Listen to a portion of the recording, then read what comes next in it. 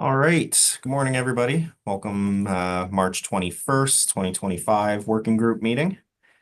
To start off with our new membership, I see that Moses Pawar is on the call. Moses, if you wouldn't mind introducing yourself to the group and Yep, who are you and what do you hope what brings you to the group? sure. Morning, everyone.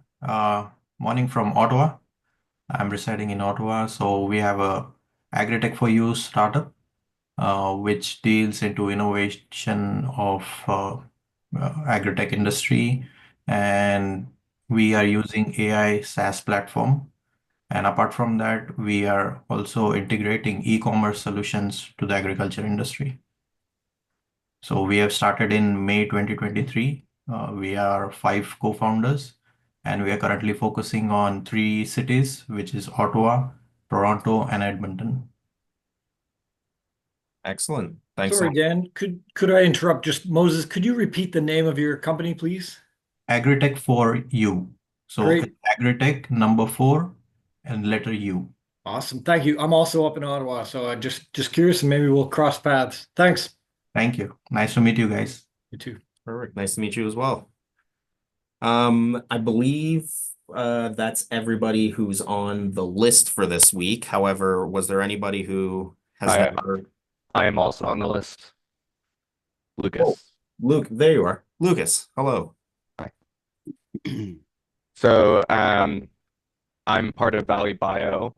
Um, we're located up in Cobden, but we service the Renfrew County area and go further beyond as necessary. So we're a cover crop business, but I specifically operate agriculture drones and apply cover crops and foliar sprays. And this year, we're also looking to expand more into the production of custom foliar mixtures and custom chelators for that. And to facilitate that, we're also looking to get into better in-field testing. So the goal for this year is to specifically incorporate perhaps X-ray spectrum analysis for tissue testing instead of the traditionally accepted methods. And that would hopefully get us quicker turnaround, better foliar sprays, and better results. So, Excellent. Sounds great. Thanks so much for joining. Dan, we invited Dwayne, who's a farmer that's interested in laser weeders. I see Dwayne on there. My brother Andy referred me on to Dwayne, and we wanted to connect him with Chuck. So, hi, good morning, Dwayne. Just wanted to say hi. Morning, Joe. Morning, Dwayne. Yeah. Thanks so much for joining. Yeah, those Dales will hang around with anybody.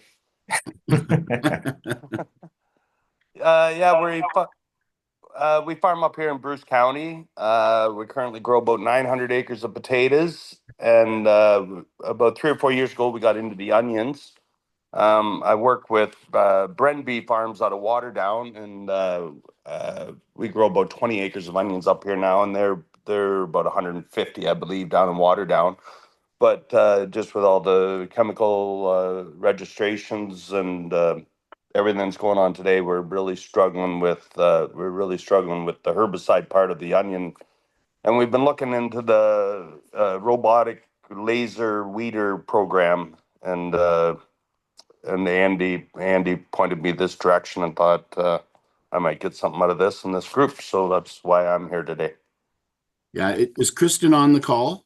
Kristen Obeid? Maybe not. If we haven't, I think we have you connecting up with Chuck. But if not, we'll get you connected up with the right people and start getting you some information and help you where we can. Awesome, thank you. All right. Perfect. Thanks so much. All right. With that, I think we'll head into the presentation for this week. This week, our presenter is Grant Elgie from Haggerty. He's back after a couple weeks ago and wasn't able to make it to the call. So thanks, Grant, for joining us this morning, and he's going to give us some updates on Ted, Burrow, and the weather station at Cave Spring. Yeah, thanks, Dan. I'll just try and get my screen shared. We missed you, Grant, at the farm show and stuff. Yeah. So welcome back. Thank you. Thank you. Just try and get this shared correctly here.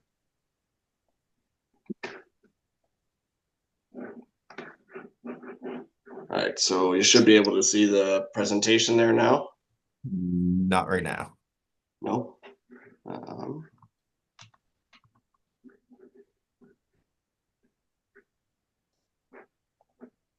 Okay, how about now? That should be better. It's coming. Yeah. Yep, you're good. Okay. All right, so hi everyone. Thanks for having me. Yeah, my name's Grant Elgie with Haggerty AgRobotics. So I'm the agriculture innovation lead with Haggerty, in charge of a lot of the operations of all the robots out in the field. When we get new systems in, trying to figure out how those systems work and get them adapted to Ontario agriculture and try and get them working as best as possible. So yeah, what I'm going to go over today is our experience mostly with the Nio TED robot that we've had in the Niagara region the past couple of years. So we've had this robot at Cave Spring Vineyard since the summer of 2023, located just outside of Beamsville in the Niagara wine country. So Cave Spring, they grow about 200 acres of grapes for wine production. And our robot was stationed at their Quarry Road farm, which is about 21 acres in total. And there's different plantings of newer, younger vines and some older growth plantings that have been there for 25, 30 plus years. To familiar you guys with the TED, if you haven't seen it before in any of the other previous meetings or anything, this is a robot built by Nio Technologies out of France. So the robot in the picture there, you can kind of see the robot is designed to straddle a crop, whether that's grapevines or small trees or whatever that can be. But the robot straddles a crop and then drives down the crop row to do different tasks. You can mount different implements to it. Most commonly, it's used for tillage operations, but there have been mowers mounted to it or sprayers or hedgers for hedging the vines as well. So a lot of different tasks that this robot can do. Fully autonomous, navigates all off of RTK GPS. It's all electric. The batteries will last around 10 hours a day, 8 to 10 hours, depending on what you're doing. And over that time span, it can work up to 10 acres a day, and traveling up to 5.5 or 6 kilometers an hour doing that. So in 2023, we received it in the middle of summer, so there was a limited time frame in which we could get it out to the field and working. So we mainly just wanted to test the feasibility and the viability of the robot for the first year. So just testing its navigation, seeing how reliable and accurate it is, testing out its battery life, how long it'll last in the field in working conditions, and the tooling that came with it, its efficacy in operation as well. In 2024, basically we expanded on everything we learned in 2023. So improving the navigation accuracy was the top priority. So the video on the right there shows basically a typical day this past summer for our summer technicians operating the robots. So a lot of the times, there was a lot of time spent this past year on the navigation mapping, strictly because the tooling mounted on the robot has to run so close to the vine. There's very little room for error. So that tooling was running less than an inch on either side of the vine. So yeah, there was a lot of time spent mapping out the plot initially and then going to correct it. So we spent a lot of time on the navigation mapping. We ended up doing multiple tillage operations through the field with the robot. We mounted a Vivid Machines camera onto it. I'll go over that later. And we also tested out a Vitarober mowing robot at the site as well. I'll go over those later. So this is what the navigation map looked like for the robot. So with this farm, as I said before, there are young growth and older growth vines. So basically, the older the vines get, the thicker the vine gets, and the more crooked they grow. So trying to navigate the robot with that tillage tooling on it was very difficult to map it out accurately, because one vine would go crooked to the right out of the ground, and then the next vine right after that would go crooked to the left right out of the ground. So you basically have to take a GPS point for every vine, and even then, depending on how crooked the vine is growing, it could cause injury to the crop. So basically, we limited the navigation in those green areas on the map here. That is where the robot traveled on all of the younger vines. So the blue lines that you see on the map here, that is where we had to create a custom path for the robot to connect those different blocks where the robot had to travel. So that basically we could pull the robot and start it in one side of the field, and it would drive multiple blocks all the way to the other end of the field, connecting every block. Do that here.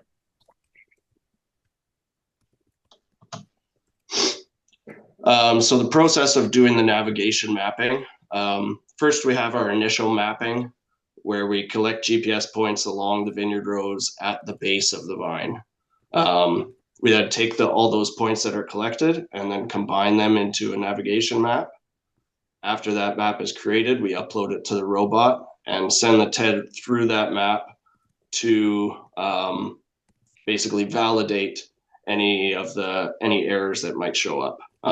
So when we run the TED through the map, we're monitoring the robot the whole time and collecting any new GPS points that are needed for any corrections. And then we edit the map again, run the robot through again, and we basically continue and repeat that process until the TED runs through the plot without any errors or any possibility of crop injury.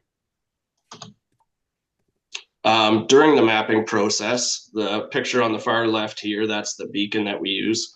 So the beacon is that the robot uses, basically comes off the robot, and we put that on a wand and then walk through the vineyard. And about every 10 meters or so, we drop a point. It's very important to do it early in the season, when the crop canopy has as few leaves as possible, because as soon as the crop canopy starts to grow a lot of leaves, the GPS signal gets obstructed, and it takes a lot longer to get a reliable signal to actually do the mapping properly and efficiently. So a lot of work was spent early in the season trying to get as much mapping done as possible. So the tillage aspect of the robot, we had some finger weeders and spider wheels on there. So the spider wheels would go first in the robot to kind of break up the hard compacted dry soil, and then the finger weeders would follow behind and get as close to the vine as possible. The finger weeders are kind of a plastic rubber material, so they're a little bit safer if they do come into contact with the vine, but still rigid enough to till up the soil and control the weeds there. In the video, you can see how close the tooling is running to the crop. So yeah, a lot of care was taken to make sure the navigation was accurate. We ended up doing multiple passes of this tooling at different times of the season as well.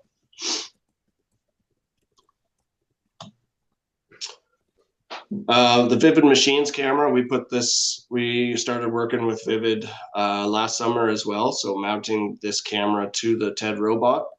And this camera and this company uses imagery to estimate yield and predict diseases potentially in the future.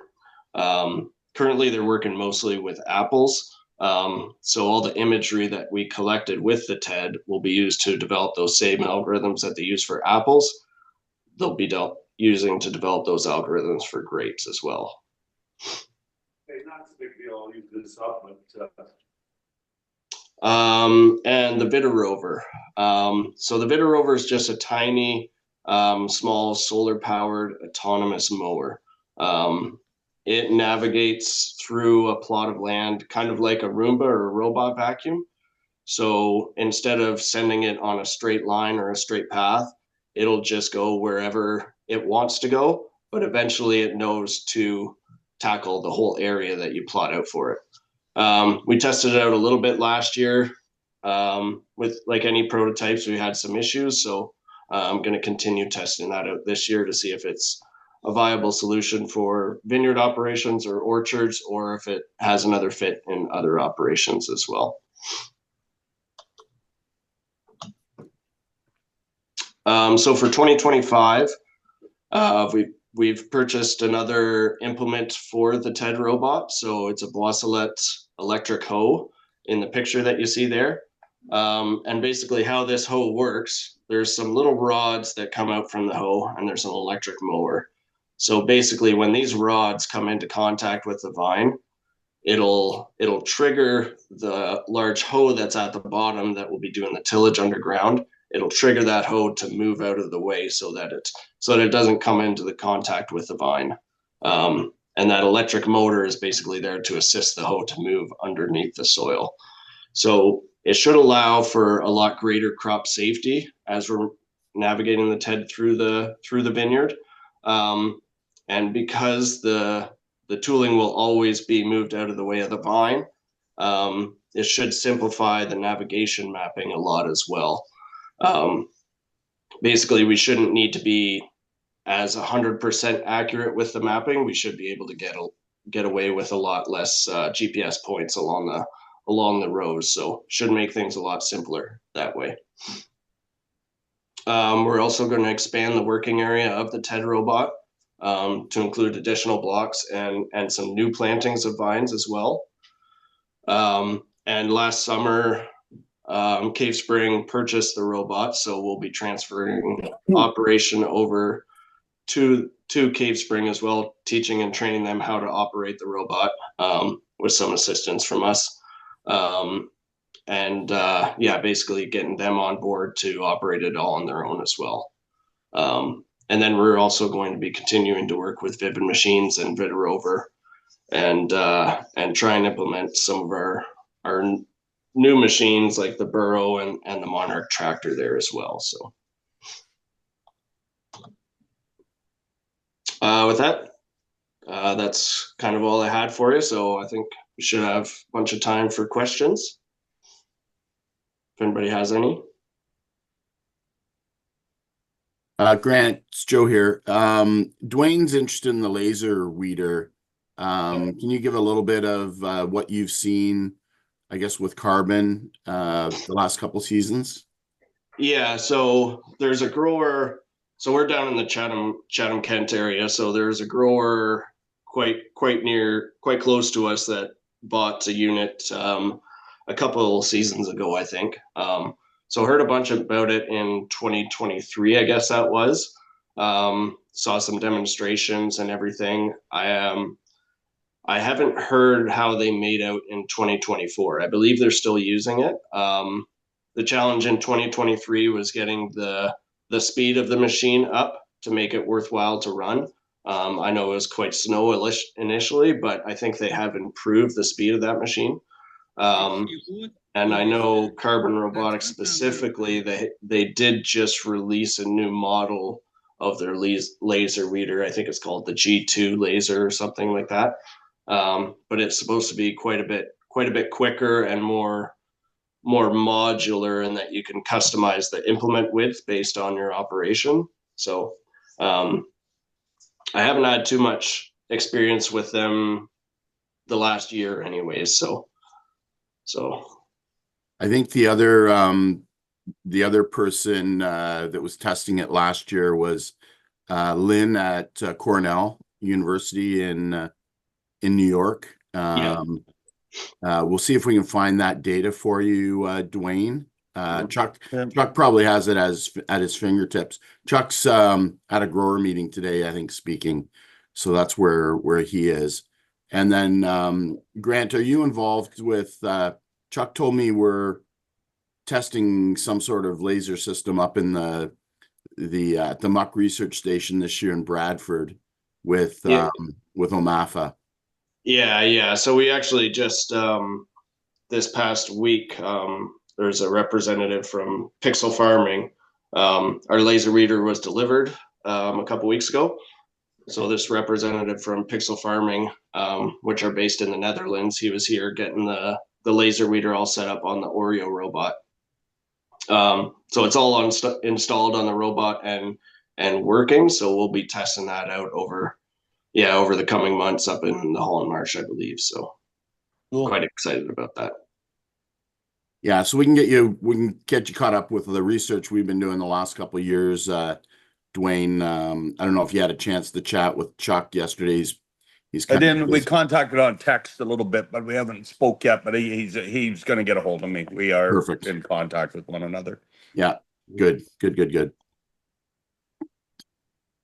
And on that note, there were a couple updates in the chat from some opinions on the laser weeder. Apparently they're using the Carbon Robotics one in Georgia, in the US, for onions, and they're seeming to have positive results. There's going to be a bit about the Carbon Robotics weeder at the Grower Information Days on April 2nd. There's a beet grower in Quebec who bought a laser weeder last year. Apparently he likes it. And I'm going to butcher the pronunciation of this, but Thierry Besançon is working on it in the US as well. With the Carbon Robotic Weeder at the Grower Information Days. What the Grower Information Days? Whereabouts? Oh, University of Guelph. There you go. Cool.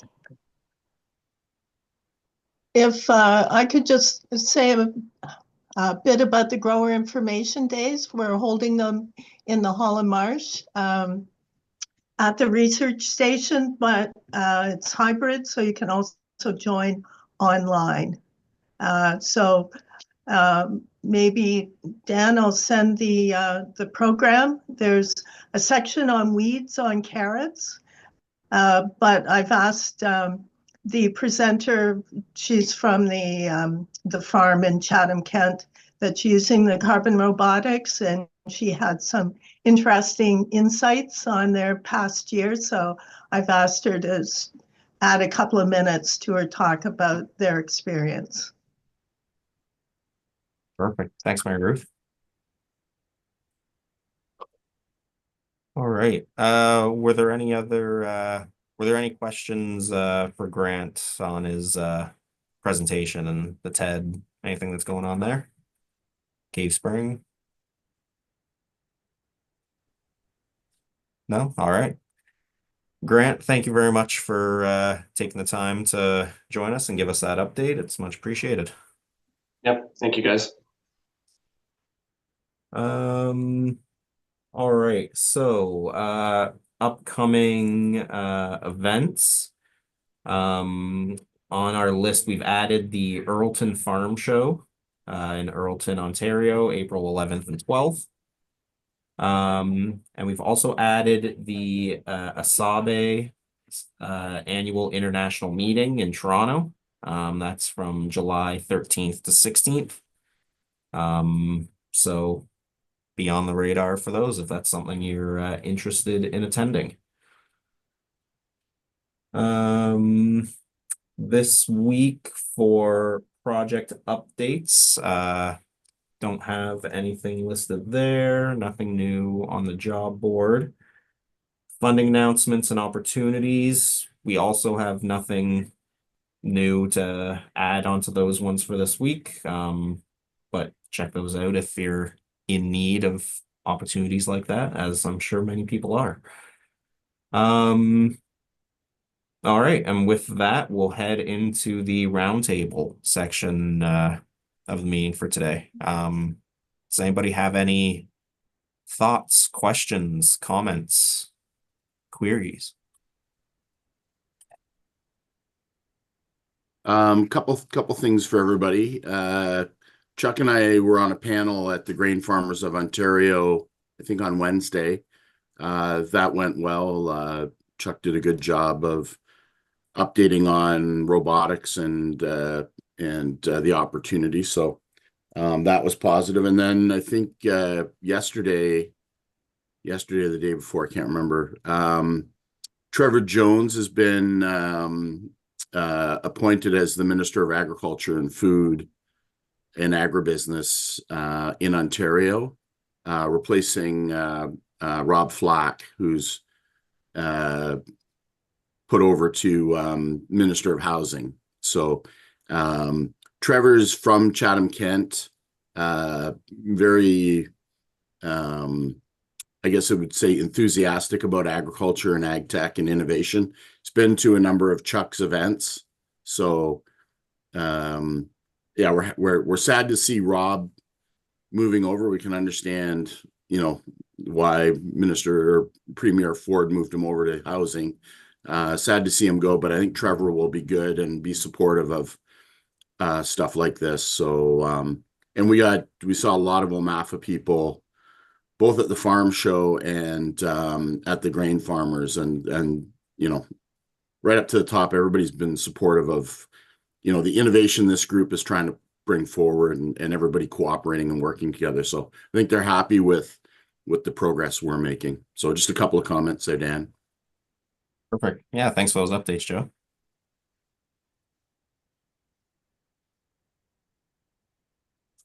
Was there nothing in chat? Taylor, go ahead.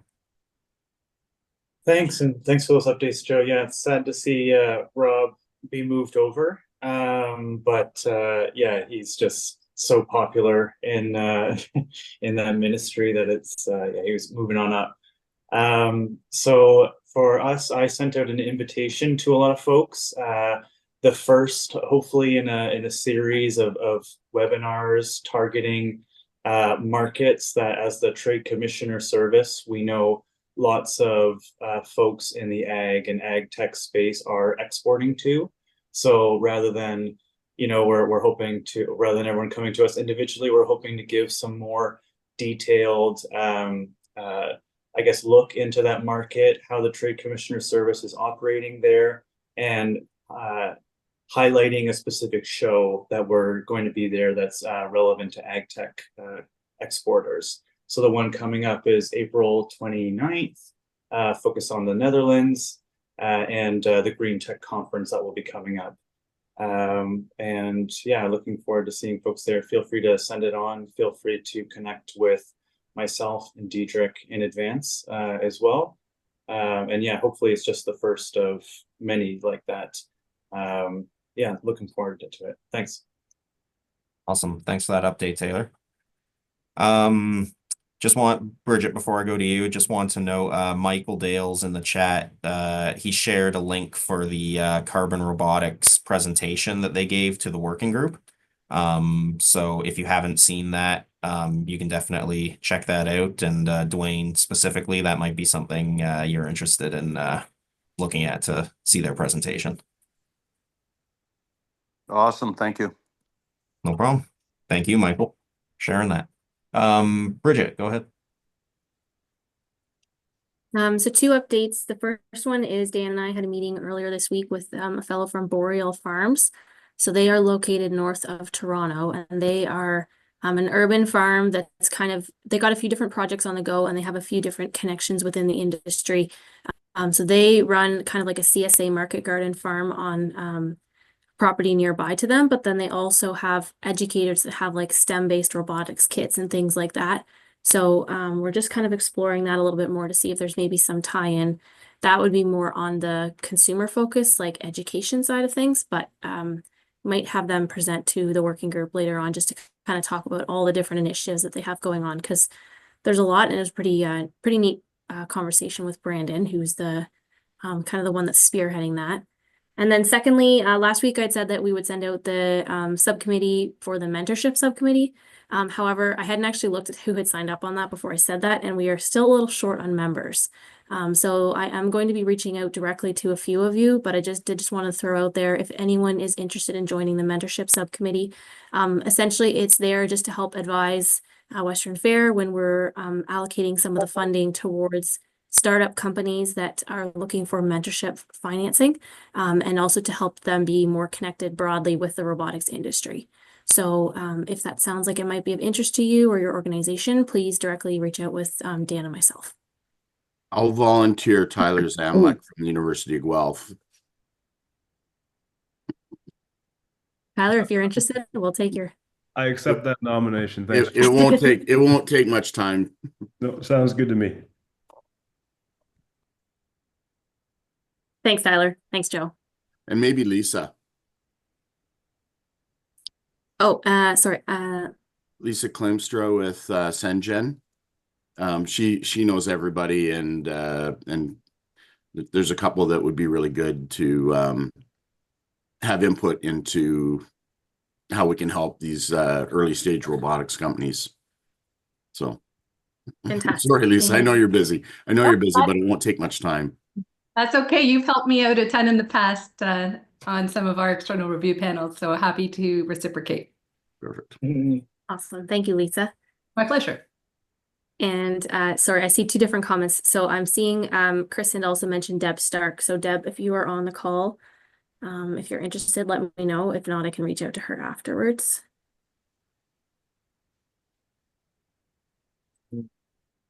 Okay. I don't think she's on the call. No. Okay. I'll reach out to her afterwards. And then to the other question, Eric, you had, I'm interested in any updates with the robotics space at Western Fair, as well as updates with the OCTE. So for those who don't know, OCTE is the Ontario College of Technology Educators. So we had been having a meeting with them about building out a high school-based robotics program that will be competition focused, and it would be tied in with a specialist high skills major program. So Ontario College of Technology Educators has relationships with pretty much every school board in the province of Ontario. So they have put together a proposal for us to essentially, they will build out the competition for us and also tie it into the curriculum. But then we would be able to take that project essentially and the next year run a robotics based competition within, we're going to either start with like 2 or 3 school boards or kind of see what the funding that we have available is to do that. So just to that update, Eric, I have a proposal back from them. I'm just waiting for some sign-offs on my end. So that is where we're sitting with that right now. And most likely, if that moves forward, then it would be, I probably would have them jump on to 1 or 2 of the calls as well, just to get a little bit of insight from you guys. But it is more to try to tie in that career-based side of the robotics and bringing in people that may not be aware of the different opportunities in the industry.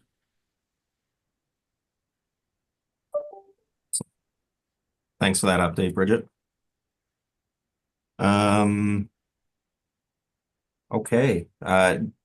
Anybody else, any comments? Sean, go ahead.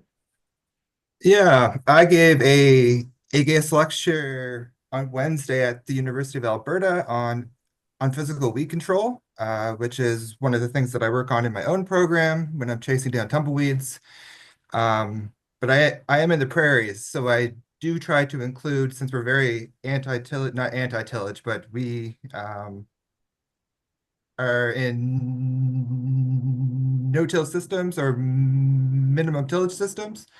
So it's very good. And so I've included some of the work that I've seen from this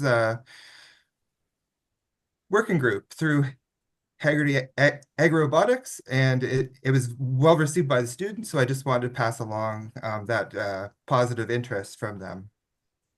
Thank you. Awesome. Thanks, Sean. That's excellent to hear.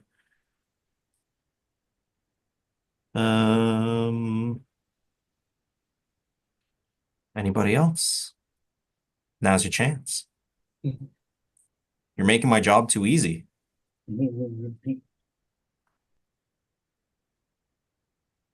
No?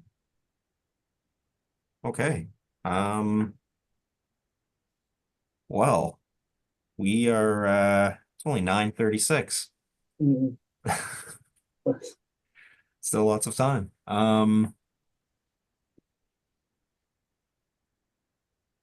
I have Yes, please. I don't know if this is the appropriate venue or forum for this type of discussion, given the fact that there are folks from outside of Canada on the line, but certainly Canada is a target of several tariffs. One that's really affecting agriculture this week from China. I don't know if it's appropriate to discuss that in this meeting and if there are particular folks in this group concerned and ways that potentially collectively we can help mitigate some of these tariffs against us to support our agriculture industry. Yeah, the canola one is crushing it's a 22 million acre, 23 million acre crop in Western Canada. Almost every farmer grows canola in the West. And so having the Chinese beat the hell out of that is going to be hurtful economically. So, yeah, this whole tariffs, there's so much uncertainty. That's the problem, right? So Yeah. I think we just need to try to fight through this the best we can. Hopefully we're stronger afterwards, but yeah, it's painful. Everybody I talk to from government, economic development and diversification, I guess Taylor can even talk a little bit about that. That's that's where our industry's got to sort of stay focused. So, and anybody that's got a lot of export business, especially to the US, we're scrambling how to figure out how to manage crazy tariffs and just the crazy uncertainty. So yeah, working with the farmers and the agribusiness, I think anybody that has good ideas, I think everybody's open for innovation right now.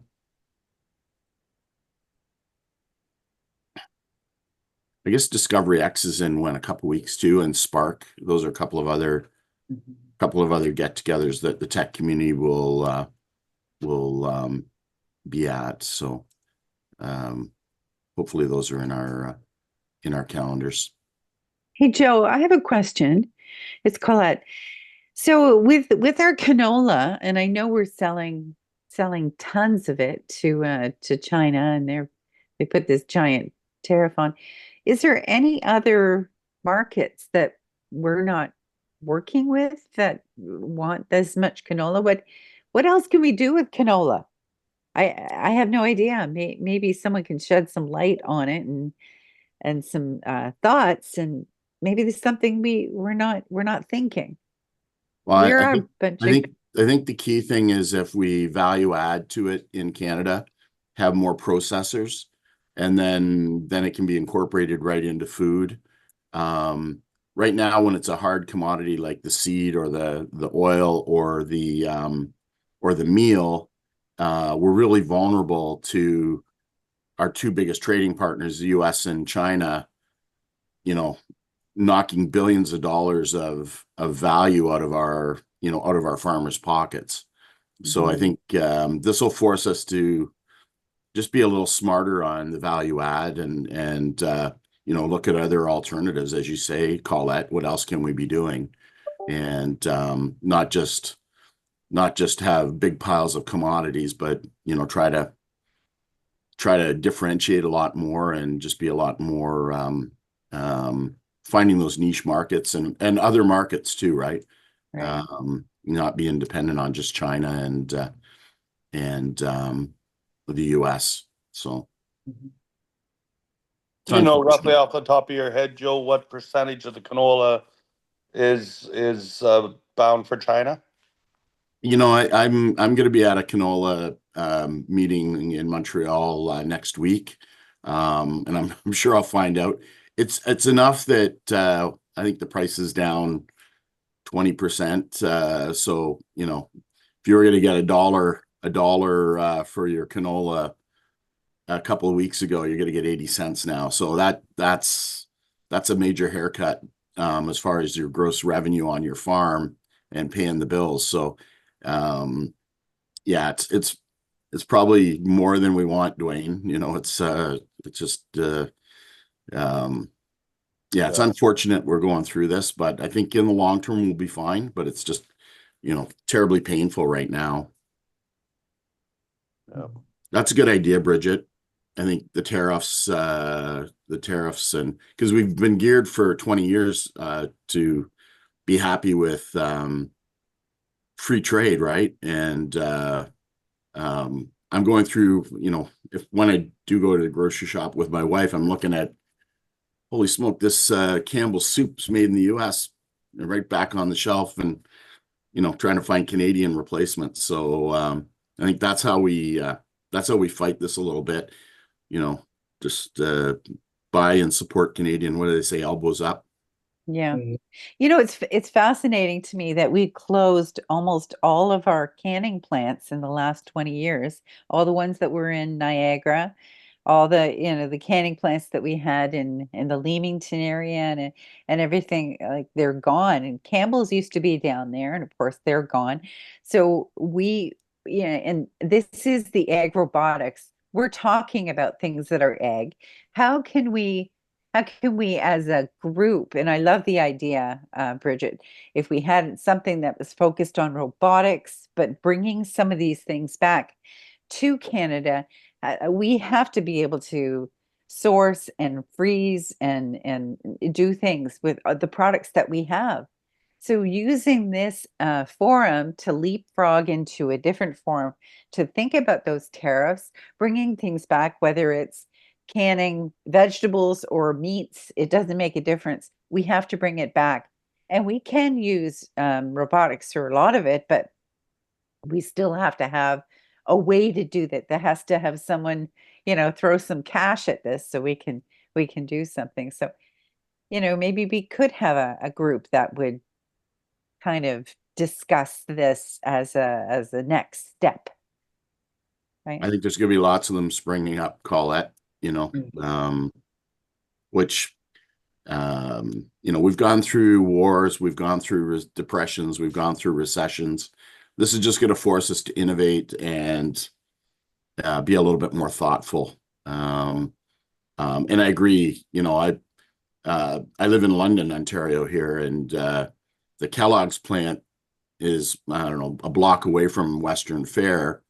And it went to Battle Creek, Michigan, where it was a bigger plant, and Kellogg's decided, they could supply all North America from that one plant. So if you look on your Kellogg's box, it's made in the USA. I didn't mind that before, but I will not be buying any Kellogg's US made cereal. I'll be trying to find Canadian made stuff, for breakfast or have a couple of eggs instead. So, those are the sort of things that we can express our discomfort with our pocketbook, right? And hopefully over time we support the Canadian processing industry so that they can grab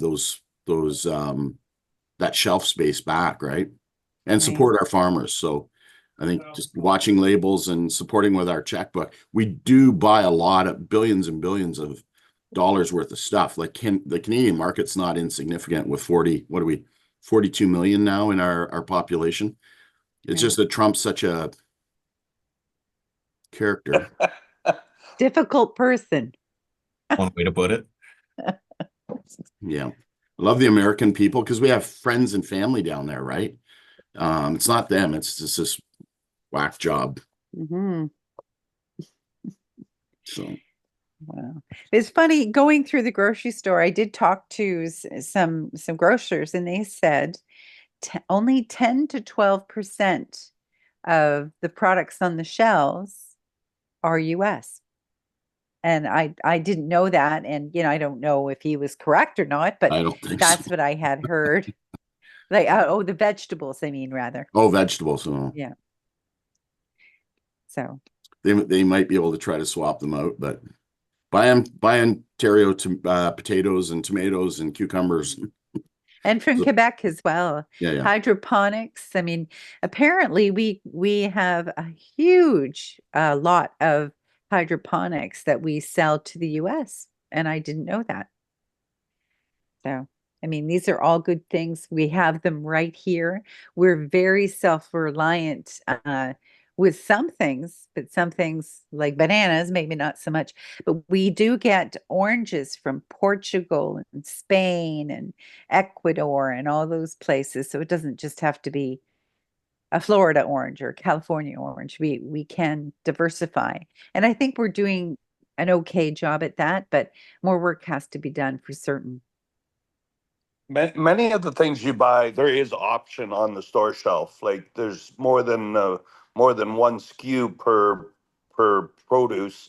I focus on the potatoes and onions for obvious reasons, but if you look through just a different pack or a different, there 95% of the time we'll use potatoes for an example. There is an American and a Canadian option on the shelf. There'll be just a different SKU or a different packaging, or so if you do find something that's American, quite often look beside it and there is a Canadian option for that product. I love the fact that we're bringing stuff in from the UK more. And like I see all the UK cheeses and biscuits and all of those things in the local grocery stores. I'm excited about that, trying different things from different places. And they're coming, and I see this. I don't know if anybody else has seen that, if you're at the grocery store, seeing, stuff from all these different places, a lot of things coming in from Holland and no, yes.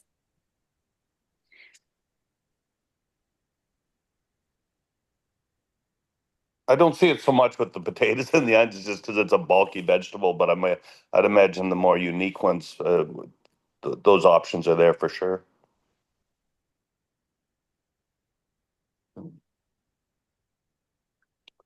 The other one that's hard, especially when the economy's a little bit tighter, and I repeat to my friends and the people I talk to, is the 10 cents at the end worth it? Like think of when you buy something, where does it come from and what are you eating? And because the other product's 30 cents more, make it part of the equation, not the deciding factor of, because many of the reasons because of the products they can use and their government and that dictate the price on the shelf as well. So, just think about the whole circle while you're, and like Joe said earlier, like the money in your checkbook is going to make the ultimate choices for everybody. And that's like, they're gonna, that's the final decision, is where you spend your dollar. Well, and I think the one of the things we're trying to do with this group too is nurture the homegrown technology community. So all the little companies on here, I see Peter King's on, and Conrad, and how can this group support our homegrown innovation community? Takes a village to raise a child, right? So it's the same with these small tech companies. So I think, getting to know them, finding ways to support, and we appreciate, Ag Canada, OMAFA, IRAP, OCE, all those folks on here, Taylor, Guelph, the ecosystem. I think just let's try to help get some of these companies launched and growing, and then they can export their technology around the world, right? Help our farmers here.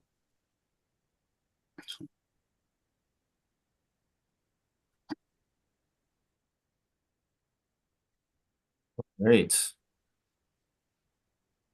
Well, where does that put us? All right. Did anybody have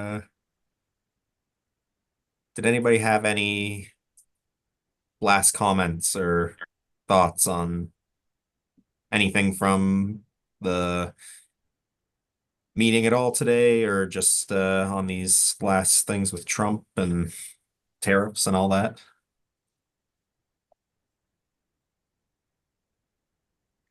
No? All right. We do have a new batch of articles listed for this week, so please do check those out just to keep up to date on what's going on in ag tech in the world. Gonna just plug again our call for speakers and presentations. It sounds like we'll try to put together some sort of panel discussion for this topic. But if there's anything else or you have any suggestions for good presentations or speakers, anything like that, please drop us a line, let us know, and we can sort of figure that out and get those connections going. Peter, I don't think we've had Indro give a Peter King, Indro or any of your group give a presentation. They're based out at Area Exo in Ottawa. I'm not sure. There's an invitation, Peter. Joe, yeah, I'm happy to give a presentation if you'd like. I'll be headed to Germany next week, so if you want to give me maybe 2 weeks, I'd be happy to present on both Indro and I'd like to get Terrain AI set up on the weekly group as well. Perfect.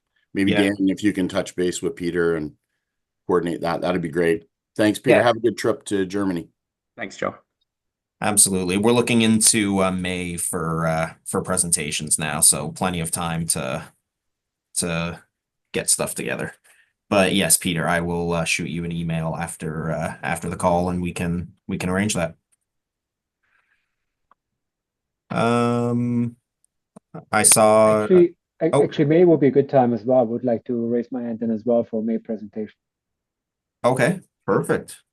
That's excellent. I can shoot you an email as well. Perfect. Wonderful. Thank you very much. Appreciate that. And Brian, I don't think Brian from Vineland's presented lately, so they always have lots of neat stuff going on down there. So another idea for you. Excellent. We'll volunteer some of these guys that we know are doing neat things.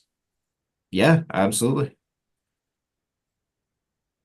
It's always very helpful when Has MedHat I see Dave Hobson on there. Has MedHat provided a presentation? I don't remember one. Cole Terry, are you online here? But that might be one. I am on, but I don't know if MedHat has given a presentation. I can talk to him about that. I think just he's doing a lot of neat stuff up there, so that would be valuable, I think, for the group, at least to introduce himself as well. So he's welcome. Cole, I think work with Dan on that. Okay, yeah, I'll touch base with MedHat about that. Some of these guys are a bit shy. So. Perfect. Appreciate that, Cole. I'll shoot you an email as well, just so we can start that conversation. Sure. Perfect. Thanks. Oh, much appreciated. We pretty much just got May filled out, so look at us go. All right. Well, everybody, thank you so much for joining us this week. Great discussion. Grant, thanks again for taking the time to present those updates. Much appreciated. Everybody have themselves a great weekend, and we'll see everybody next Friday. All right. Thanks. Thank you. Take care.